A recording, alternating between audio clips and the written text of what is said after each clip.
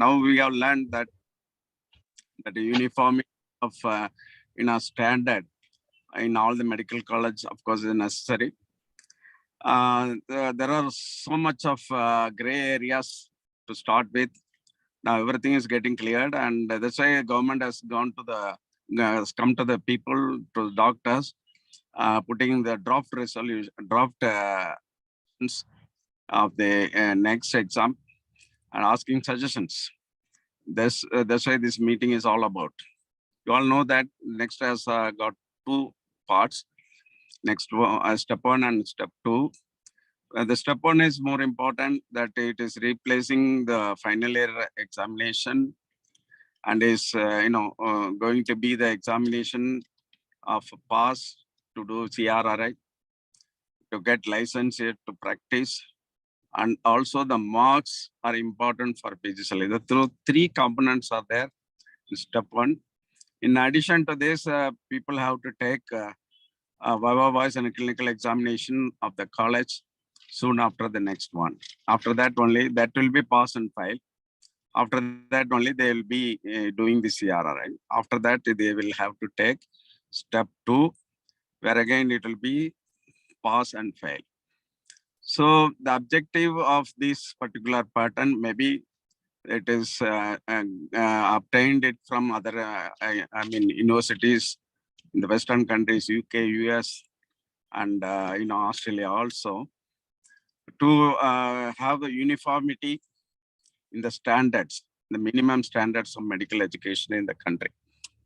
And it is said that it is going to revise study pattern of students in medical colleges.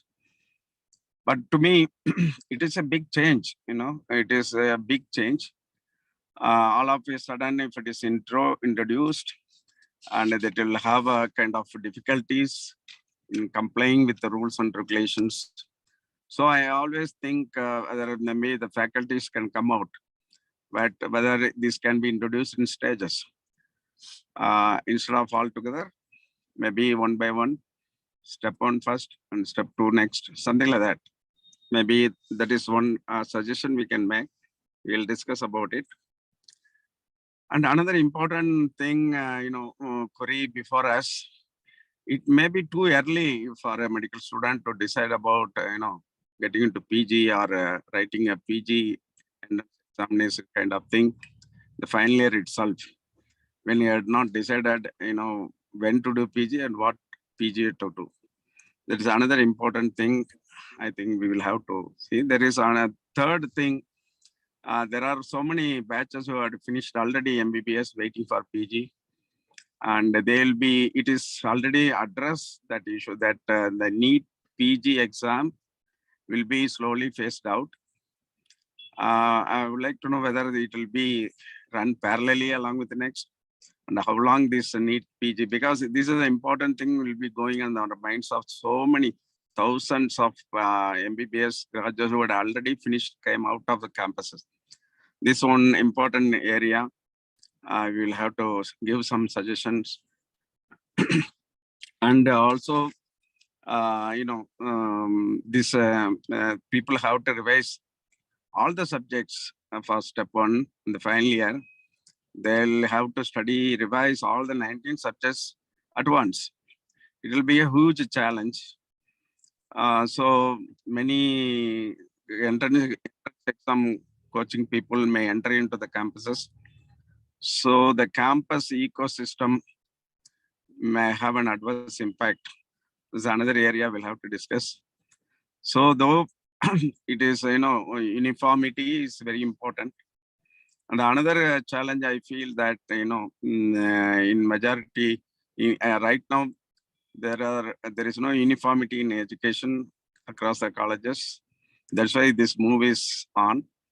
But we will have to improve the infrastructure of all the medical colleges, the faculties of all the medical colleges, the education, everything. Then if they take this exam, then will be fine. There will be a level playing field for all the students who are studying in different colleges.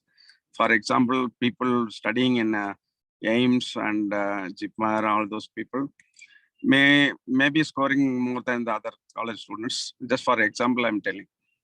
So, but in due course, there will be, uniformity will be there. But in the initial 10 years, is what happened in a NEET examination.